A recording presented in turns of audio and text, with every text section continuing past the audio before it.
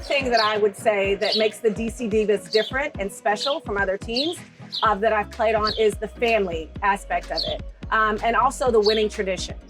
So the DC Divas have a 20+ year winning tradition as an organization, and we really reach out to the community, and we network, and we make sure that it's not just about football, but it's about empowering others that come behind us, whether it be young females, young males, to get into sports, to do what they want to do, to be happy, to be active.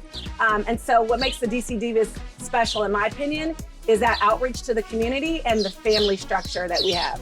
The Divas have been a very developed and professional organization from my experience. I've only played on one other team before the Divas, and it was more of like a rec situation, but with the Divas, it's very professional. There's opportunity for education and personal growth, as well as just, having chalk talk and learning the game at a bigger capacity. So I think the Divas have a lot of different areas that help you to develop yourself, not only as an athlete on the field, but also personally. What makes the DC Divas different from any other team is just the organization in itself.